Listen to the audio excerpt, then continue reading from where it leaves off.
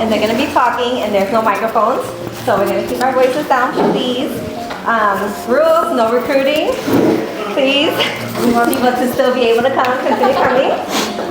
Welcome to the Lead Lab, where agents and pros come to level up their business. This is a series that is by Jade and John, wherever he's at. This is, they're the visionaries behind this. It's an event that goes on every Wednesday. The first Wednesday of the month is in person, every other one, and then the rest of the month is a Zoom. If you want to come, learn about leads, this is the place to be. John is a seasoned lender with decades of experience. He started off owning a brokerage, did investing, and is a lender. So with his experience, he could walk your clients through all different levels of lending. Jade is a true lead generation expert, helping agents master and attracting clients. Today, Jade and Oglah will be the moderators of the event. Oglah is the OP for the Keller Williams Legacy in Kissimmee.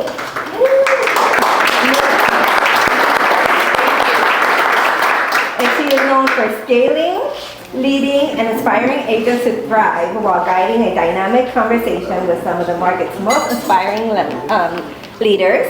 Then we have Ian with Royal Realty, building one of St. Paul's fastest growing brokerages and a social media force that you don't want to mess with. Thank you. Then we have beautiful Luana. She is Orange Life Property, brand new brokerage that is growing extremely fast. She's a fearless new broker shaking up the market. And then we have Rafael with the OP Home Group. In just 4 years, he went from a solo agent to running a team, closing over 100 homes a year.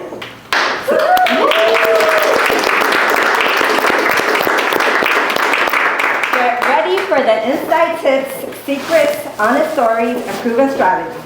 Let's make noise for our panel and dive right in. Thank you so much for coming. We're so excited. Before we dive in, I want to say a huge thank you to our sponsor for making all of this happen and give them a chance to say a few words. To start, we'll start with Jade Peters and 2020 inspections.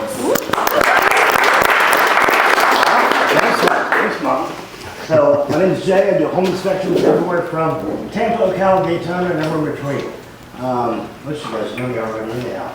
Prices are on the webpage, sample reports are there, and if you're touring homes, you need a permit to look at a home you might be purchasing or going under contract, text me the address and I'll email it to you. Cards are on that table. Come talk to me before you leave though. So, love to meet you. I'll send you guys follow-up emails too. Thank you. And my partner in crime who helps me put on all these events from Motto Mortgage, John Rivera.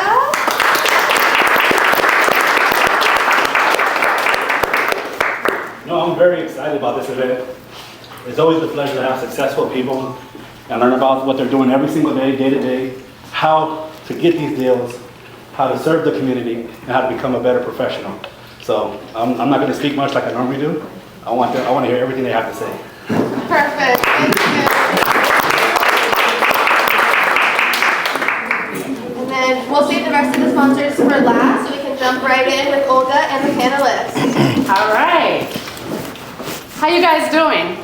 So I don't moderate one of those depressing looking real estate panels. I really love just bringing energy. I love being in rooms like this where as an industry we can collaborate and win together. And so what really, really excites me is I have followed the journeys of these three amazing individuals over the years, and just to be able to see the growth, not just of their businesses, but themselves as leaders, has been incredible.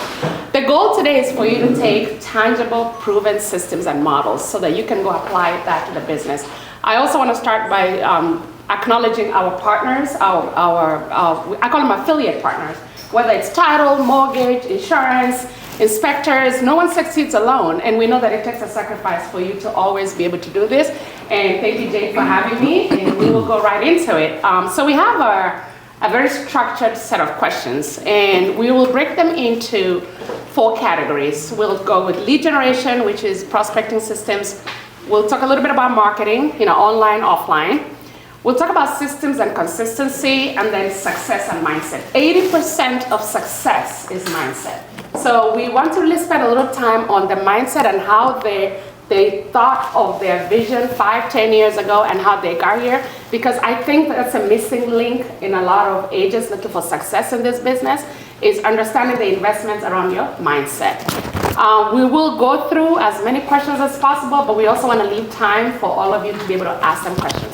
So take out your pens, take out your notepads, take out anything that you're using to actually capture this information so that you can write down your questions, and then later on we'll be able to open it up for you guys. Sounds like a plan? Yeah. All right, let's dig into it. And you guys need to participate with a lot of energy so they can get in and get to share. So why don't we, I know that Adaliz already kind of shared individually about any of you. If I miss a question or ask it a little bit differently, or maybe you want to expand it, you just let me know so that it's a flowing conversation. So we're gonna start with lead generation, which is prospecting and systems. So I'll just go around the room. What are your top lead sources today for your business? What is winning in this market? Because this is a different market, right? And we started this year a little bumpy in the industry. I feel like we've been, I don't want to call attacked from everywhere as an industry, but you guys are here, you guys are still here shining, so I really want to know what's winning in this market for you. Sphere of influence. Sphere of influence. Your friends and family. That's my biggest lead source, even through social media. I use social media to capitalize on my sphere of influence and to stay in front of them at all times. Okay, perfect. I love that. What about you, Luana? So I think that when we're talking about leads, it's really important to have super established pillars of your business. You know exactly where that business is coming from. I think it's important to have kind of like a passive pillar. So for me, that would definitely be farming. That's a long game, but then I also think that you need to have now business. And to get now business, you need to do something that's going to get you an appointment like that day, potentially that week. So we're really big on doing high-level open houses, and that has been something that we've leveraged for a really strong now funnel. Oh, I love that. I'm on a newsletter for years. I get all her newsletter, and I just love the way you pour into us. We've never met in person, but I've been on a newsletter for like years, and I just love it. And so what she's saying is very, very true. She actually does send out that newsletter. It's very well thought out. It's broken into different areas of our business, what she's doing, what's fun, and it's engaging because I actually do read all of it. I love it. What about you, Rafael? There's two parts to it. I started real estate kind of backwards. I was an investor, flips, construction, and after the pandemic, I switched to the market, so I did it the other way around. And when I first started, it was pure sphere of influence, going through my phone contacts and all that. And then 2 years ago, I became a Zillow Flex team. I don't know if you guys are familiar with that. So that's the now business, like Luana says. Mm-hmm. Yeah. I love that. Ian, you talked about the database. How do you balance like chasing new clients versus actually nurturing your sphere of influence? Yeah, so every time I get a new client, I like to set up all the automations first. So who in here is familiar with MLS auto email? Raise your hand. Good. Everybody in this room should be familiar with MLS auto email. Every single new buyer you get, that's the first step. Start sending them houses right away. Every single morning, my new clients get houses from me, and it looks like I'm sending it to them, and they're texting me like, I can't believe you send me houses every day. I'm like, yeah, I work really hard. And then after that, if you have a really great CRM, most CRMs have a built-in buyer campaign. Mm-hmm. So the first thing I do, MLS auto email. The second thing I do is our CRM's buyer campaign. Okay. From there, I like to go old school, and I put them on a notepad, and I put that notepad on my desk, and I see it every time I'm at my desk, and I always know when to call. Oh, I love that so much. And that MLS auto email, you actually can customize it, right? You can. You can customize it to whoever. I love that. So one of the things I want you guys to really take away from here is systems, models, automation, things like that, things that can scale. Because I know that when you pick up the phone, you can't scale as fast as actually touching them. So I really love that. What about you? Where's your balance with your database, your farm, and also new clients? Yeah, so I set up all of our agents and myself with essentially a business plan. So every pillar should have a funnel. So you've got your lead magnet, and then you need to funnel that in for optimal conversion. The better your funnel is, the better conversion you're gonna have. and we're constantly making adjustments about every 90 days to see what's working and what's not. So before we invest in a funnel, before we invest in a lead source, we make sure that the funnel is in place first. So that means that we know exactly how and when we're going to contact those leads. So each of our funnels is customized to each lead source, right? So the way that I nurture a farm is not the same way that I'm going to nurture a past customer, but each person has their task. And if you're unsure of like, how am I touching each of these pillars of my business? How am I touching each lead source? Put it on a spreadsheet. What's every action that you're doing? Track it. And who does it apply to? And that will show you where the gaps in your business are and how you can improve that funnel. Also, if you're not using ChatGPT, that will be your best friend. You can set, if you want to do one thing today, you can set a voice on your ChatGPT. So if you're not paying for the $20 a month, you should.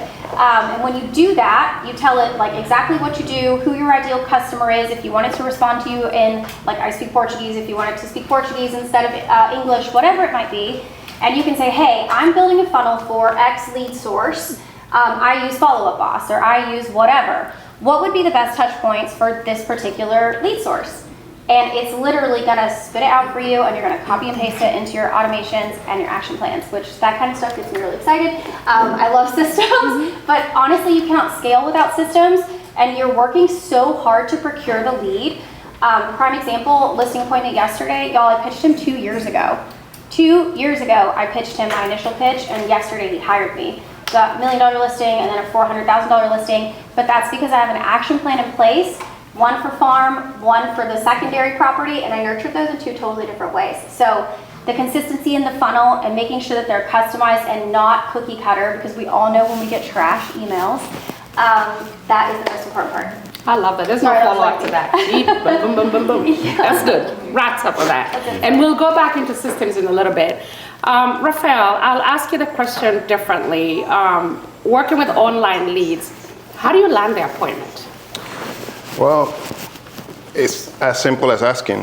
For example, when we get an intake of a lead, we have a system or we have a metric that we actually, how can I say it? We follow up, like we ask our agents that they have to ask for an appointment within the first 90 seconds of the call. Most of the time, we get on a call and we try to be their friends, talking 15, 20, 30 minutes on a call. And I'm like, I actually have a timer when I get a call, 15 minutes and that's it. If I cannot find out what are you looking for in 15 minutes, I'm not doing my job correctly. That's how I look at it. So asking for an appointment is very important. We actually track it by percentage, and we listen to the calls with my marketing team and my ISA team to make sure that scripting is correct, that we are always fine-tuning the actual conversations. But asking on the appointment, like, we're here to do business. Yes, I want to get to know you. I want to personalize or humanize the conversation as much as possible. But at the end of the day, we're here to do business. Yeah. So asking for the appointment is very important. The sooner you do it within the conversation, the better. Yeah, I will never forget my first productivity coach. I was like, can you listen in? I'm going to make a call. And I talked, and he just looked at me and said, you were just supposed to get an appointment. What's all that? Oh, I was getting to know them. I had this. No, you can go do that at the appointment. Yeah, correct. But your goal is to get the appointment. So yeah, asking, but also like the fact that you actually review the conversations later to find the gaps, address those, and then you track your conversion. Yeah, every Friday, that's what I do. I go over my team calls and I make sure that, you know, we are fine-tuning that conversation. Scripting is very important, guys. I mean, I hear some of the calls sometimes and I'm like, oh my God. So if you guys can record your own conversations when you guys are talking to clients, I will suggest 100%, I will advise you guys to do it. Record it, look at yourself in the mirror. I buy mirrors for my agents. When you're making a conversation, look at yourself in the mirror and smile. It translates on the conversation. It does. And stand up too. Don't do it sitting down. It protects your voice. All right, so I'm gonna ask real quick, not in any order, what's that one lead gen strategy that's most like undervalued by agents that really work over time? Because you've been running your businesses for a few years. What is that one lead gen pillar that people underestimate that's the most powerful that you can actually scale over time? Yes, ma'am? It's gotta be farming. I think people don't like to do it because it's not sexy, it's not glamorous, but it's like your cost over time comes way down and your business goes way up. I've sold over 200 homes in my farm, and there is something to be said for that because literally now I don't really have to market anymore and it naturally comes in and people say, oh, it happened overnight. No, it hasn't, it's happened over 5 years. But with a really, really good farming plan, there is nothing like an autopilot listing business. You get so much of your time back, you don't spend your time driving, and you're just like the absolute local authority. No one can really win when you do that. So one of the top questions people have is, how big is your farm? Where are you farming? My farm is now town, really a big. zip code? So I farm one neighborhood, but it is 1,500 homes. But I've grown with that farm. I started with 200 in that farm, and it's slowly grown. And now I know how to tweak my lists and what numbers. I actually teach a whole separate class on that. But farming is definitely the best way to become a listing agent. I think that exists. It's a long game. Much sense. It's a long game. This year alone, Yeah. I'll probably do 30 listings just in my farm without really having to try too hard now. I say try too hard, but it's been a lot of trying, right? And it's just like when you deep dive in your community on that level, it's fun and it's listings. So Time over task, right? You gotta do both and you gotta give it time. Certain It's a time, grind. yeah. Okay, I love that. So that wraps up our lead generation prospecting system. So we're gonna talk about marketing right now. And I'm always very cautious because I think people flip-flop marketing and branding. And it's one of those things with the real estate industry that just a lot of people can get right. Like, what is your brand? And then what's marketing, right? So let's start with Mr. Social Media. I love it. What social media campaign hits hardest for you? What makes it work? That's a good question. So we got to think about what are buyers looking for, right? Because that's our goal. We're looking for buyers or sellers, and we know that 80% or more buyers start their search online, and they don't care about your awards. They don't care about your just closed listings. They want to see houses and they want to see deals, right? That's what's going to generate the conversation. So on social media, we were one of the early adopters of like this TikTok style walkthrough video, where it was like, here's what you can get for $400,000 in Central Florida. And those videos, maybe just because we were early, like every single one of them, 1 million views, 500,000, 1 million, 2 million. And people are still DMing us, generating, these videos are still generating conversations to this day. We first started making those back in like 2022, I think it was. So the social media campaigns that do the best, I think, are the creative videos you make about houses. You know, just showing people what they can get and how much it costs, I think generates the most conversations. So it's what the client wants, not what we think. That's right. They should. Yep. It's not the vain post. Okay. It's the houses. That's what they're looking for. And how short are they? Definitely under 1.5 minutes. The shorter, the better. But yeah, for Instagram Reels, for example, you can't go over 1:30. I love that. Yeah. Okay. And just another follow-up questions: organic or paid ads? What are you seeing any ROI? Organic, best return on investment, of course. You know, it's easy to go out there and shoot the videos. Just go to new construction communities, and you know they've got 2 or 3 models typically. I do like paid ads too, but you got to be careful. Don't overspend, and you've got to be realistic with your expectations. Raise your hand if you've considered buying online leads. Don't lie. Not a lot. Okay. Thought about it. Okay. All right. Well, if you have considered it, you need to have realistic expectations, because if you're thinking you're just going to put up, you know, $2,000 and you're going to just start getting closings right away, that's not the reality. The reality is it usually takes 180 days for an online lead, something through like Realtor.com or Zillow or Facebook or Google. It takes 180 days before those convert. So 6 months. And then on average, the industry average is only 2 to 5% conversion. So if you get 100 leads, only 2 of those are going to convert. Now there is a return on investment, but you got to be careful. You've got to set realistic expectations. Organic's the best way to go, I think, especially if you guys are newer agents. Just stick to the organic stuff. You can go out there and shoot videos of houses for free. Just pay your phone bill. I don't even think you need to pay a phone bill, do you? Yeah. I love that so much. Yeah. How do you make sure the video is authentic? I know you have a brokerage. Let's actually change that. How do you teach your agents at the brokerage how to stay authentic and win clients on that video?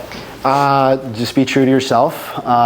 You know, let your personality shine through. Remain professional, of course. That's Sometimes we forget that we are professionals. People look at us like attorneys or lawyers. So dress nice, say the right things, don't say crazy stuff. You might see like some people, like you might go on TikTok, you might see somebody running through a house saying crazy stuff and it's got 1 million views. Hey, if it works, it works. But for most people, it doesn't. So remain professional, be true to your own character. Just if you see something you like, recreate it in your own way. I love that so much. Luana, in a shifting market, how do you make your listings stand out? Gosh, I think you have to adjust really quickly. My career days on market's 25. This year, I think it's like down to 14, and we're in a really difficult market. Hold up, wait a minute.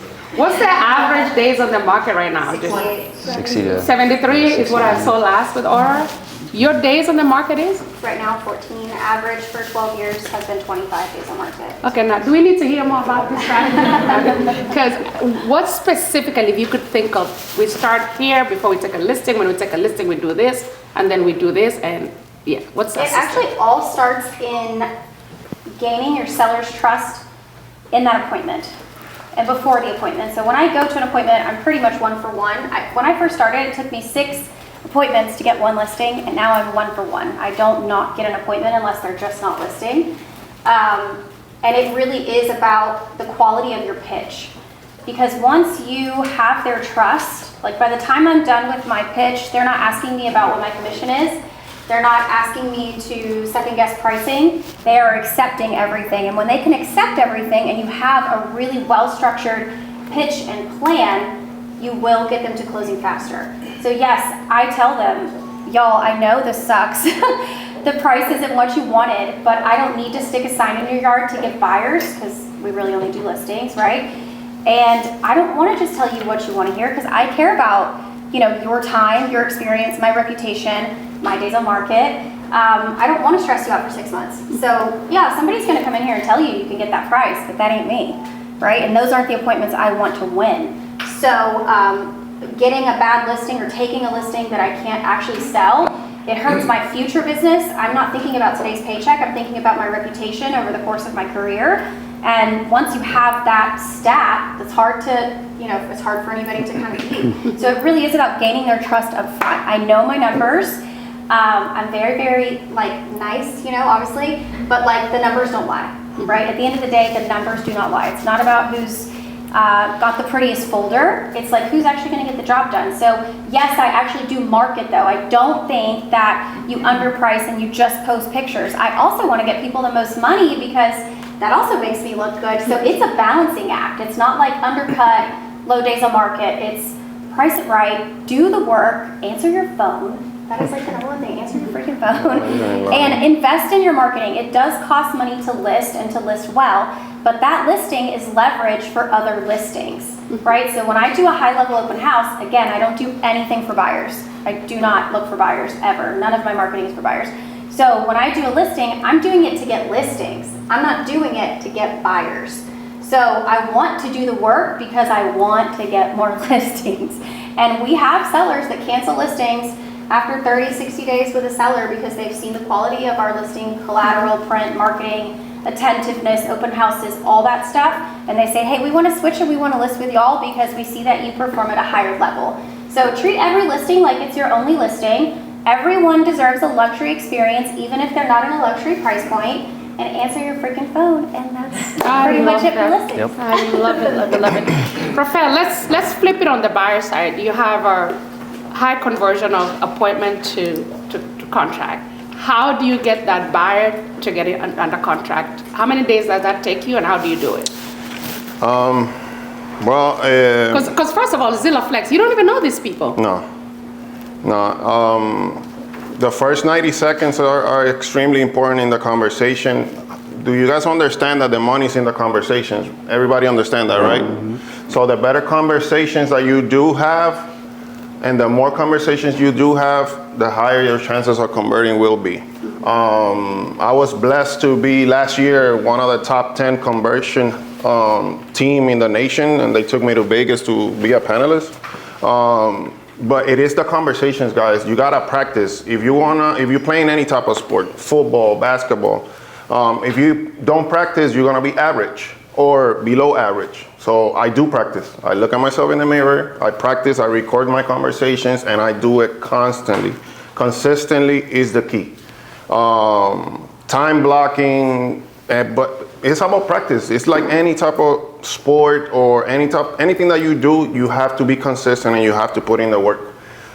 It's not sexy like Luana said, but there's no really a magic trick to it. It's a lot of people give up too fast, and you have to stay consistent. You gotta practice, and you have to ask for the business. We deal a lot with people that they don't know us, so you have to transmit in those 10 minutes, 2-3 minutes. You gotta be competent. You have to sound trustworthy. You have to sound that you know what you're doing and that you are there to serve, right? So you have to have that position of, all right, I'm gonna earn your business and I'm here to serve you within 3-4 minutes. So it is about, intention. The conversation has to be intentional. Practice your conversation, role play with your agents, with somebody, find a role play agent that you can do scripting, adjust, pivot, and stay consistent. That's all it is to it. I love it. My 13-year-old is an avid football player, and I took him to practice on Monday, which is far, and we have to sit on the football field practice 3 days a week, 2 hours straight. And on Monday, he was just sluggish. He wasn't trying. And when he got into the car with me, for 28 minutes from the football field, I ripped that boy so hard. I said, there's nothing you're gonna do on the football game on Saturday that you're not gonna practice. Whatever play, if you're gonna commit to this, you have to show up at the highest level at every practice. And he said, yes, ma'am, sir. Can I interrupt you for a second? There's 4 words that I live by. 4 words. Write it down, take a note to it. I was actually sharing it with her. I do it anyways. You know why? I feel happy, I do it anyways. I feel sad, I do it anyways. I'm converting a lot, I do it anyways. I'm not converting, I still do it anyways. No matter what you're doing in your real estate career, on your path, you have to create a process, and then you gotta control your activities. There's nothing in the real estate industry that you can do except control your activities. If you don't do your activities, well, guess what? You're not gonna convert. It's that simple. Mm-hmm. So do it anyways. Okay. Very good. We're gonna transition to systems and consistency. I do feel though that each one of them have shared a system, and we've talked about consistency. I think we've completely talked about that. And you guys can ask any questions about that at the end. So what I would love to talk about right now is routines, daily, weekly, monthly, annual routines. You all run great businesses. What are some of your daily routines around leading yourself, leading your teams? What does accountability look like? What does follow-up look like? What does having fierce conversations with agents maybe not showing up? Let's talk about daily, weekly, monthly routines that get you to really grow. Because guys, this is over 200 million in production sitting right here. So they have to be doing something differently every single day when they wake up to get them the results they're doing. So let's talk about systems and routines. Ian, let's start with you. What does that look like for you? I love to time block. Raise your hand if you've heard about time blocking before. Okay, then I won't preach to the choir. Simple as that. Time block, put it in your iPhone calendar and your Google calendar. Schedule out the things that are important in your day. I like to call them my non-negotiables. Mm-hmm. So like for me, it's talk to 5 of my sphere of influence every single day. Mm-hmm. It's talk to 1 new for-sale by owner every single day. And I have some other stuff as a broker as well.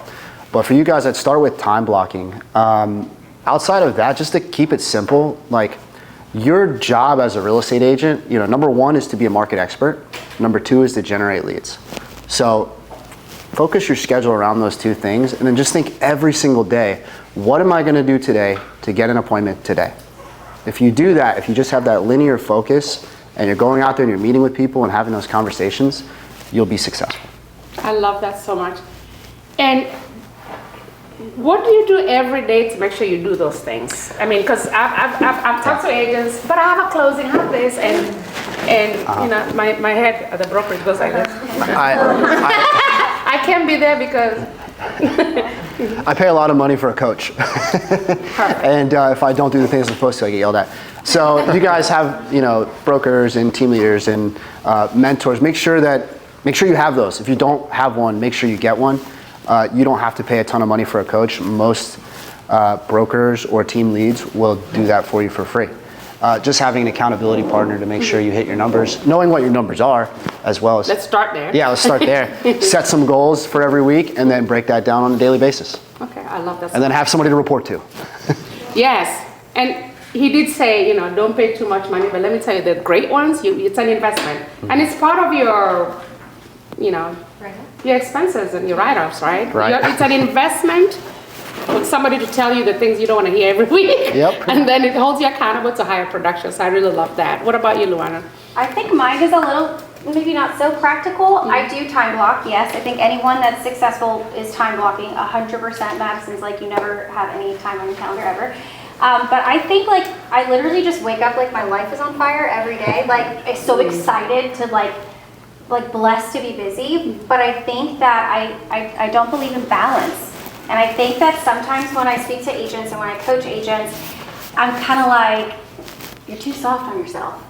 If you really tracked your day, how many hours did you work today?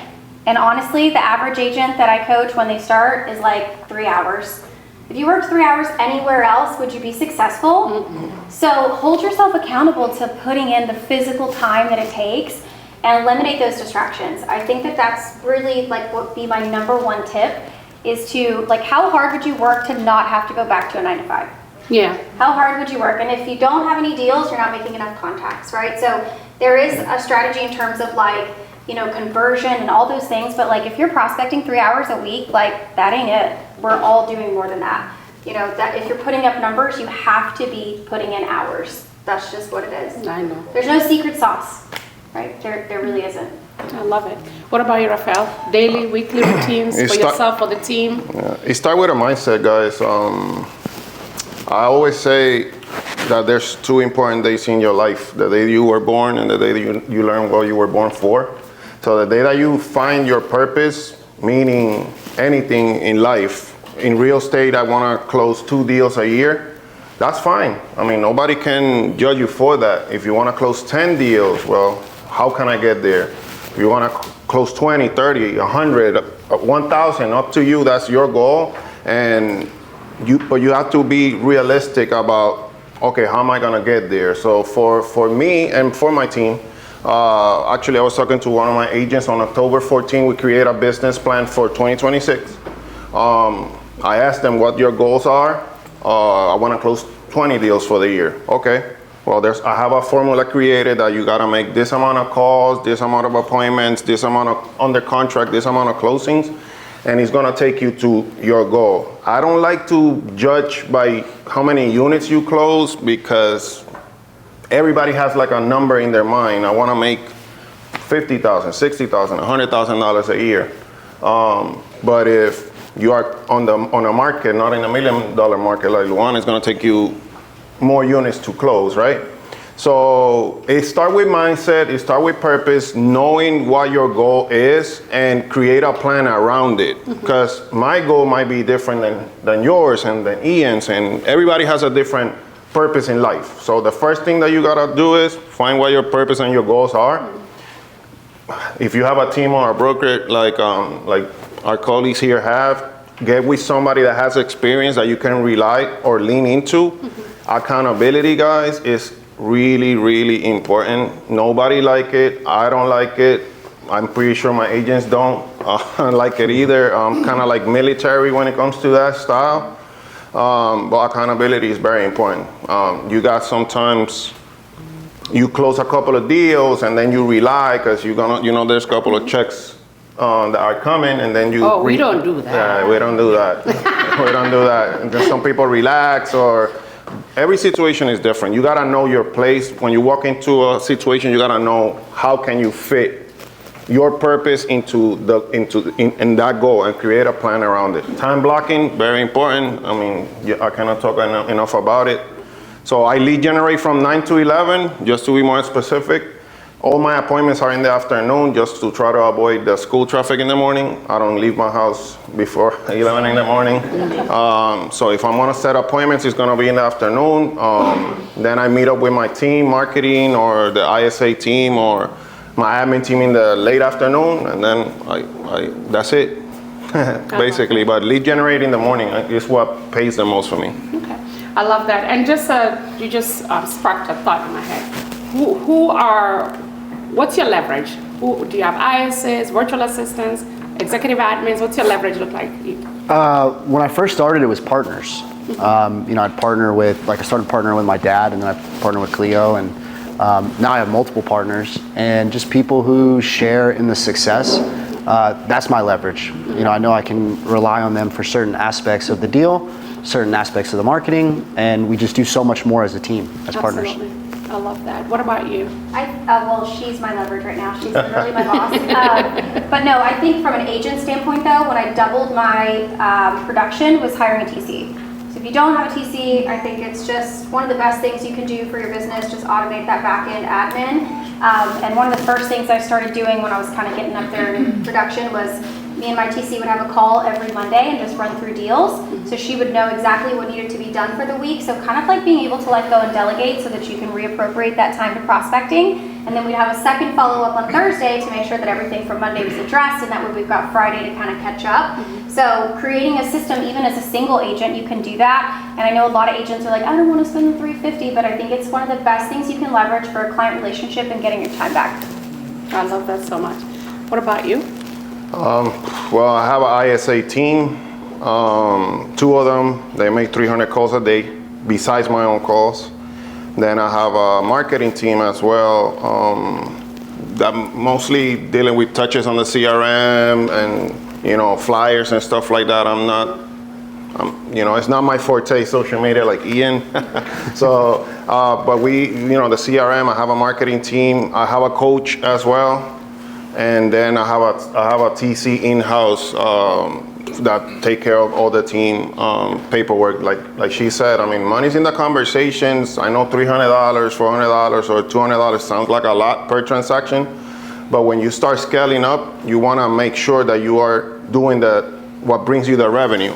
Those are the activities that you want to do. The money-making activities. The non-revenue tasks you want to leverage however you want to. Maybe you got an agent on your team that they very organized and they great administratively. Well, maybe you're not doing as many transactions as would you like to take up on this role.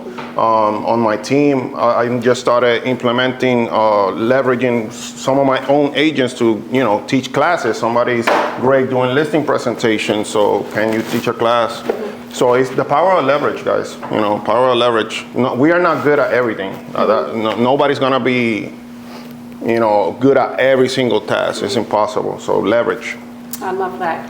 So let's go a little bit deeper into mindset. So 5 years ago, what were you doing? And how did you get here today? How did you have to think about what your business could look like?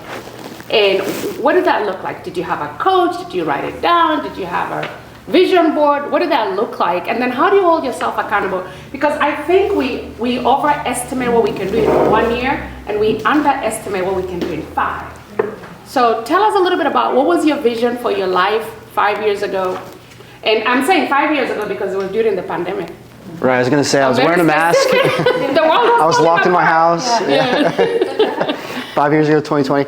Yeah, wearing a mask, locked in my house, bored, not able to do anything. I was a single agent at the time. And the mindset was this is my life. Real estate wasn't a hobby. It's never been a hobby for me. It's my life's work. And I think a lot of agents get their license, a lot of people get their license, and it's a hobby. It's something they do part-time. It's something they think they could, sell a house here and there, make a couple $1,000s extra a year, and it never really works out for them because they don't fully commit to it. And so I think anybody in this room, if you're half in, half out, you need to jump all the way in, and you need to commit to this being your career, not just a hobby. Oh, I love that. What about you, Luana? So 5 years ago, I had my own brokerage, and we were a large property management company. We had about 300 homes on management. I was doing about 14 million, kind of like capping there, and I was pretty comfortable, but I was like, I have this thing where like I said, I wake up like I'm on fire every day, where I'm really curious and I always want a challenge. So kind of felt this pull, and I got a call from Compass, and I was a founding agent for Compass here in Orlando. I started a team there. We got up to 11 agents, and then kind of again, I felt like I soaked up as much as I could and realized that, you know, my heart has always been like in mentorship and teaching. That's what I love to do, happen to just sell houses and enjoy that too. And so decided to, you know, take everything I learned from kind of everywhere and start on my own brokerage, and we've gotten 20 agents in 5 months and things are moving. But I think the important thing for me in making decisions in life is like really just going with my gut. I think when you're grounded in purpose, you're much less afraid. And I think when you're grounded in purpose, like it allows you to put yourself out there. And if you don't put yourself out there and push towards your purpose, then people are missing out on the opportunity to work with you, collaborate with you, and they're going to get someone who's not meant for them because we're not doing what we're supposed to be doing in terms of pushing ourselves. So I know that I always have a lot of clarity in my direction, and I'm grateful for every single season. And I think it's also just like soaking up the season that you're in, knowing that it's necessary to get you to where you want to be. Like you know, people say, why don't you delete like stuff from your socials, you know, 5-10 years ago when you were doing social media? Because I think it's awesome to see that like I sucked. Like I thought that was awesome, and it was literally the worst thing. But like that's what it takes to get better, is to like suck for a little while. Like we all have to serve our time. So we fail forward. Yeah, we do. We have to. So I think like every day. If you're not feeling like, oh my gosh, I'm not there yet, or what's next? Like when I moved from my own brokerage on 100% to Compass, I literally cried. Like I was like, what am I doing? This is crazy. I can't do this. I'm a little agent in Polk County. Like who do I think I am? And it's like, I'm so grateful for those moments because it gives you, you know, the growth you need to be bigger and be braver. So absolutely. Yeah. What about you, Rafael? You had quite a journey. Yeah. Wow, where to start? 2020, I was almost bankrupt. Because, like I mentioned at the beginning, I started this real estate journey the other way around. I was an investor doing 20 to 30 flips a year. I still own a construction company and build custom home properties. And I had some partners. The reality of it, we got time? The reality of it, I got bored. And I started investing in restaurants and nightclubs and stuff like that outside of the state to make it worse. So the pandemic hit. Well, those type of businesses, you know, took it the hardest, I would say. So I found myself lost. I'm like, what am I gonna do now? I got no money. All my life savings and all my hard work were put into this business adventure. So that's why when I was doing flips, I went back and I looked at how much money I was paying in commission as an investor to the real estate agent. And I was like, I think I could do that. So I got my license, and in 2021, I started as a single agent and with my sphere of influence, you know, and that's how I started. And then I started digging more, doing more research, learning about the sales side of things, because I was never still not consider myself a salesperson, but I started looking into ideas, more research, and continue to look, and ever since, thank God, I mean, I had doubled my business every year since 2021, but it's about purpose, like she said. I mean, I cannot stress it enough. Once you have a purpose, you got two choices. Does it get you closer to your purpose? Is a yes. Does it get you away from your purpose? Is a no. So that's it. I mean, you gotta have a clear goal, follow, create a path, and then you just gotta walk it. But a lot of people quit too soon. They give up too soon. They get discouraged too soon, or they start, their minds start shifting everywhere. You gotta create a path, create a plan, and then you just gotta walk it.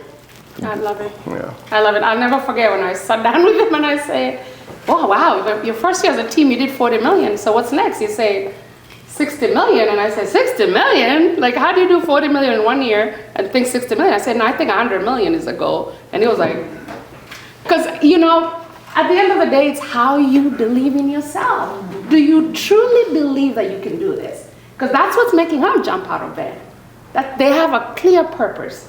They have a vision, 5 years, 10 years, not 1 year. That's what's driving them. That's what gets them out of bed. That's what gets them to be more innovative. It's a mindset thing. And until you work on your mindset, every single day you should work on your mindset more than the business itself. Because that's really what's gonna give you the grit to keep going. So that finishes my question. How do they do? Woo!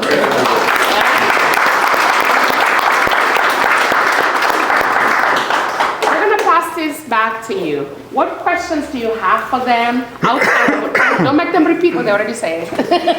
So think about what questions do you have that just based on what you've heard so far.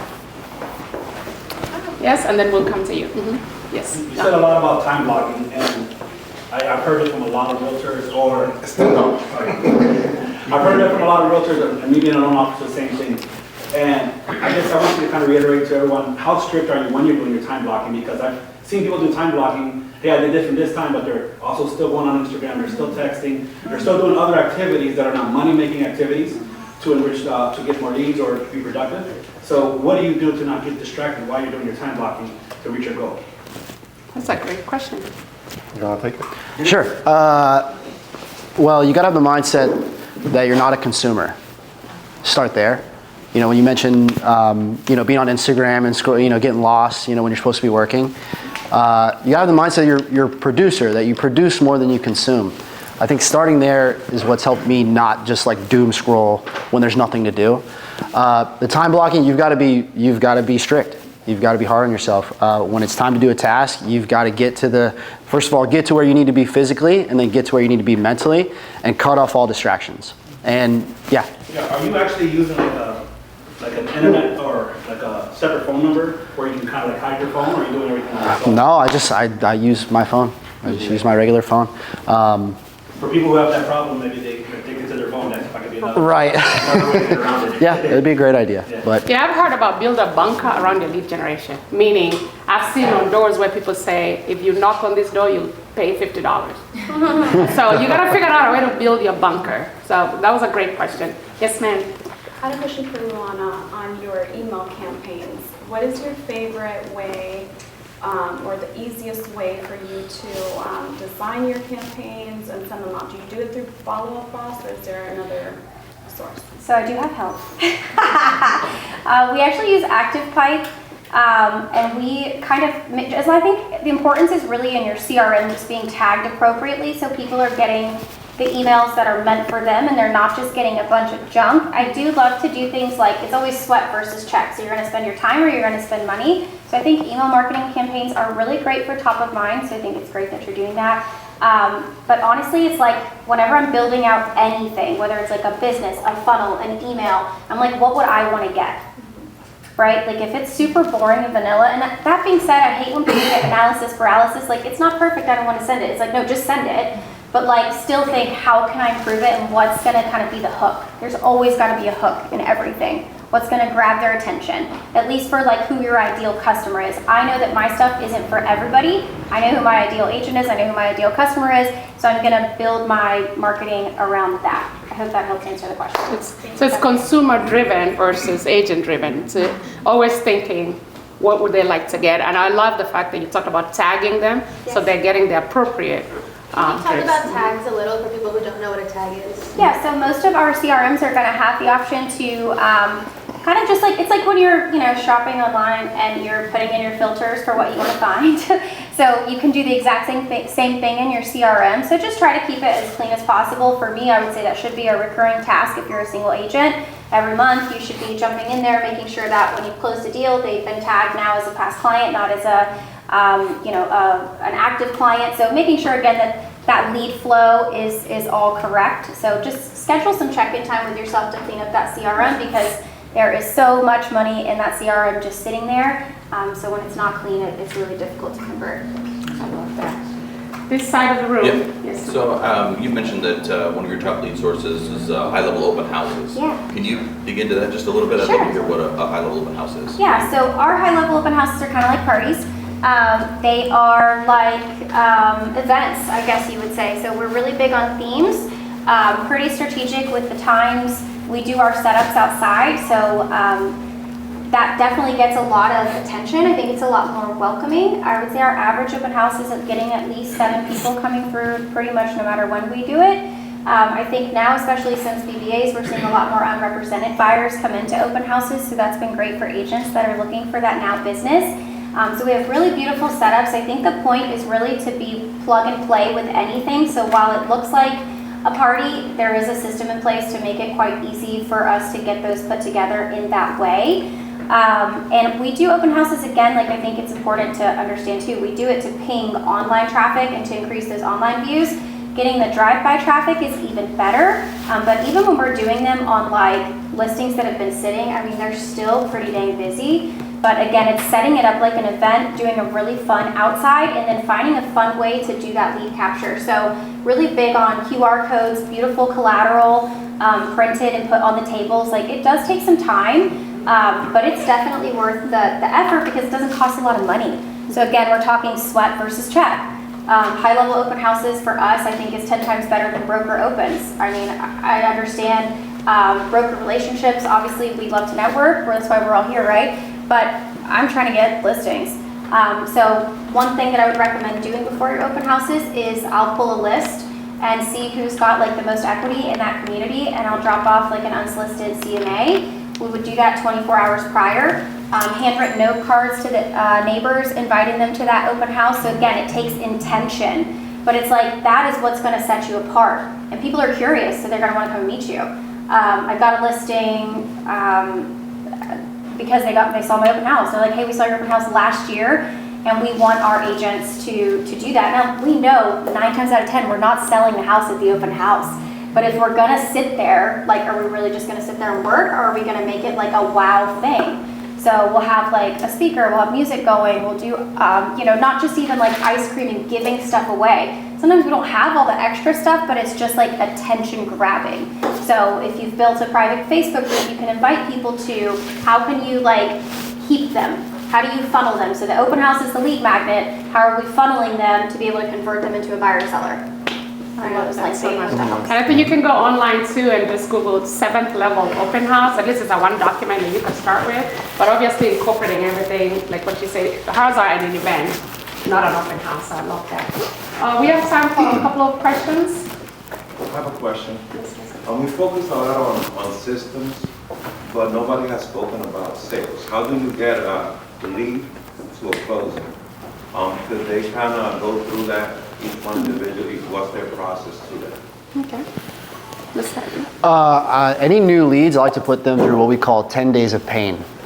And it's basically, they come in, the first day you talk to them, you're gonna call them, then you're gonna text them, then you're gonna email them, then you're gonna call them, then you're gonna text them, then you're gonna call them, then you're gonna email them, you're gonna text them. 10 days straight, every single day, you're trying to make contact one way or another.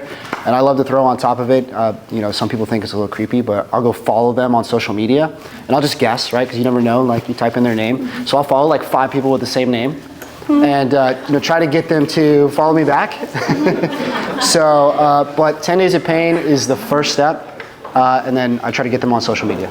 That's how I get them from being a cold lead to becoming a warmer lead. Sometimes they come in and they're warm right away. Yeah. Right? And you're, so again, system. He has a system for it. I love that. 10 days of pain is going to be that system. Luana? Yeah, so we're more listing heavy, so I think it's a little different.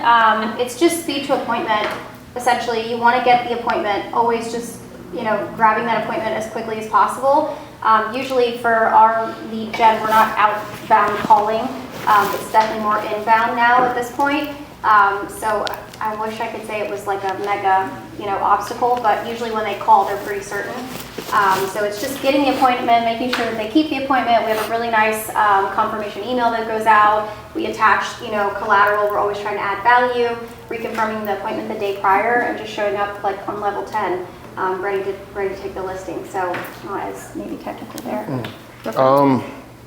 It's about a system. I have developed a follow-up system. It's called 222. I have it on a PDF. I could share it with you guys. We call, text, and email, by the way, all 3 things, 8 times in the first 14 days, kind of like that. On my team, If you guys don't do the activity, I take the lead away and I give it to the ISA team. And we continue to do following up. So our 222 system that we had created, after the first 14 days, the first 2 weeks, we put them on every 2 months. Same thing, call, text, and email 2 times in a row. If they don't answer those 2 times, then every 2 months until they die or I die. I never stop following up. I never stop following up. I put somebody on the contract yesterday or the day before that I worked with him 2.5 years ago, and the CRM did that. I didn't do it. I just pick up the call when he reach out to me via the CRM. So you have to create a system. And you have to stay consistent. To be a little more specific to your question, I personally don't go, we are buyer heavy. So I don't go on more than 2 showings with a client. 2 times, that's it. If you're not serious at that point, I'm having a conversation with you. So the first time when I pick up the call, I set up the appointment. I go on a showing with that person. I ask what size of underwear they wear. I ask everything. You got kids? Don't record that. No, yeah, don't record that. So do you have kids? Does your kids play sports? Where do you grow up? Are you married? Do your grandparents live? I try to go very, very personal on that first meeting or appointment. And then I try to get all of the requirements that they are looking in a home. I go on a second day showing. If he's showing me something, hey, he told me he want to see a 5-bedroom, 2-story with a pool, and he's sending me a house with no pool and 1 story, hey, what happened here? Mm-hmm. Like, this is not what you told me. I'm not here to, try to be nice about it, but I'm not here to waste my time. So after 2 times, if I just push it back and put it on nurture and got the ISA team to continue to do so. Because everybody wants to work with a warm or a hot lead, right? But you have to create a process on how to maintain them or keep them warm. And you cannot allow them to wonder, like, we are not a Uber driver. So I'm not gonna be showing you houses just because you feel like it, right? Yeah, I talked to a $50 million producer in Virginia that shows us once. Yep. That's the house. Because she has an ISA that does all the pre-qual to the house, like you say. And by the time she goes to that showing, she says, 30 minutes. I didn't believe her, but she was like, I'm a $50 million producer because they know my value. So by the time we go there, this is the house we want. So, and then I asked her, like, how did you get to that point of confidence? She said, I realized that I was showing more homes because I didn't nail the first buyer consultation. Yeah. I didn't get the specifics because that specific requirement of the house would only put you in a certain neighborhood or a certain thing, or maybe the next one. But yeah, I thought it was and there's unbelievable. Sorry to interrupt. There's data about it. You guys could look at it. When you show up the first time that client, that appointment, you got 70% chance of closing him if you find them the house the first time you meet them. So that first conversation is so important because you get, like I said, you show competence, trustworthy, you know what you're doing, you are showing interest in what they really are looking for. So if you nail that first conversation, the chances of you converting goes up 70%. And there's data, proven data everywhere, you guys could look it up. So that first conversation that you do have with the client is the most important conversation you're ever gonna have. And just to expand on that, do you level set expectations in advance? Like how are we gonna communicate, how often? Do you guys do that? So on listing appointments, I do explain like the frequency. So like every Monday, you're gonna get X email. It's gonna show your analytics. It's gonna give you a budgeting for the next week. Here's what we did this past week. A lot of times too, that's keeping, I think, sellers less anxious because they don't know we're working if they don't know we're working. So it also keeps them from calling me on the weekends. People say, how do you have this many listings and your phone isn't going crazy? Because I tell them on Monday, you're gonna get all your feedback, but it does go out like clockwork. So if you say you're going to follow up at that time, you absolutely better. But that's managing my time. So it's like we list on Thursdays. We know we list on Thursdays. So everything has a system so that we can better time block. I love that so much. Absolutely. So I'm going to turn it over to Jade so that she can finish the program. I hope you found great value in these conversations. These are just amazing, phenomenal real estate, not just broker owners, but also team leaders. And some of my takeaways is just it's been around. Mindset has been around. Really understanding your purpose, which lets you jump out of bed, and also systemizing everything. Everything they talked about today was all about systemizing. I will have, I brought some gifts I didn't bring enough, but I brought some gifts that Jade can use to anybody. This is not a Keller Williams, don't get all fuzzy inside. This is not a Keller Williams book. It's a millionaire real estate agent book. The agents that were interviewed came from different brokerages. They were not Keller Williams. This actually gives you at least a blueprint of where to start. But if you're looking for, especially for Gen Zs and millennials, you're looking for that quick thing, there's actually a podcast. It's called the MREA podcast. It's like 30 minutes. So just go Google on the podcast. It's an MREA podcast. Just do open houses and you'll see a podcast there, and then you can print something. So those are kind of the gifts that are open to public, and you guys can leverage that. Jade, over to you. Thank you so much. We're going to do the raffles for all the fun stuff after. Thank you guys again. You guys were amazing. I learned so much. I know that everybody here learned so much. Another important aspect to building a business and lead generation is partners. So we're going to introduce a few more of our sponsors who are our partners. We'll start with John from Pine Insurance. Thank you so much.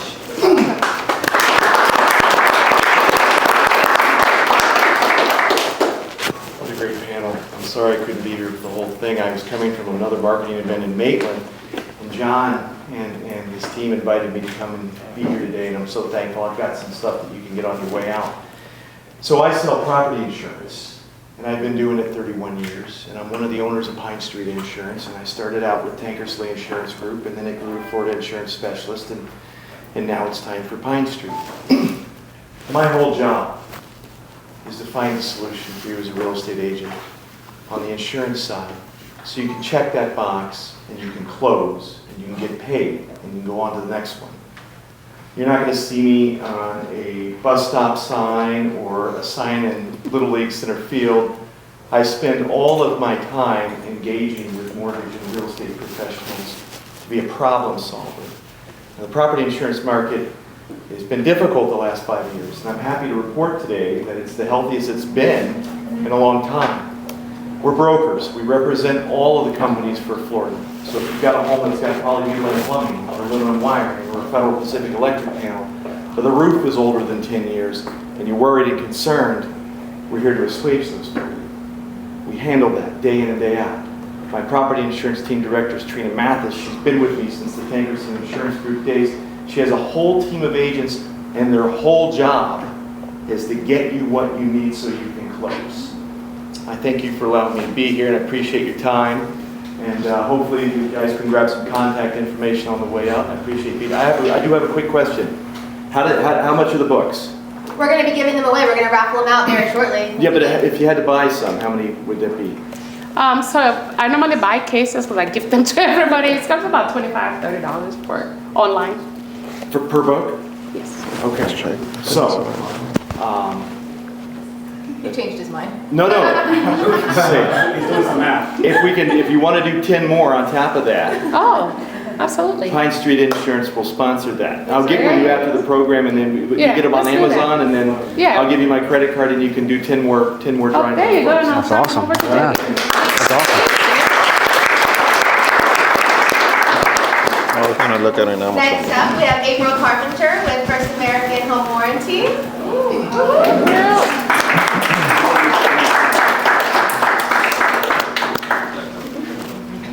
I was going to escort you up.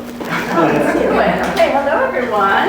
Hello. So glad to be here to see you guys. Some of you know me, some of you don't. And I want to let you know just a little quick information on my background. So prior to this, I had my broker's license. I had a small brokerage. I had my broker's license for like 20 years.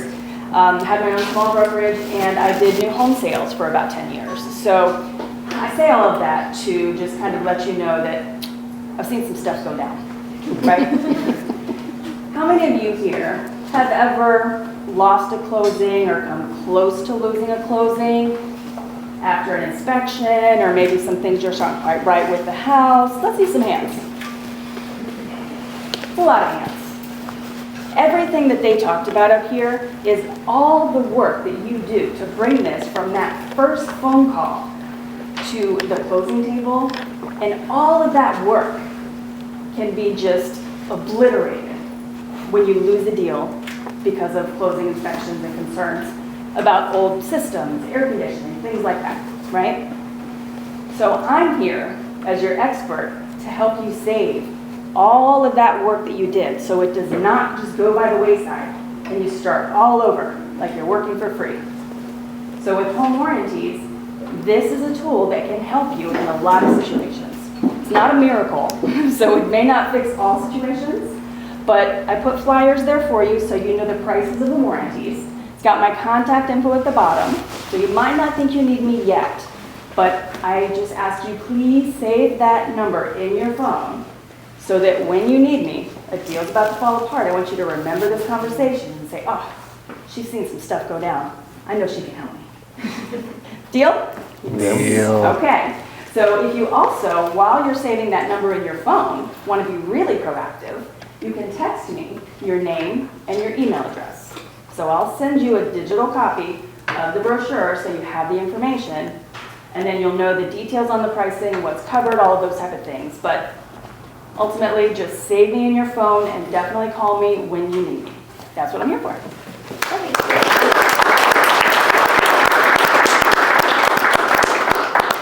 Our favorite title girl, Adaliz Martinez.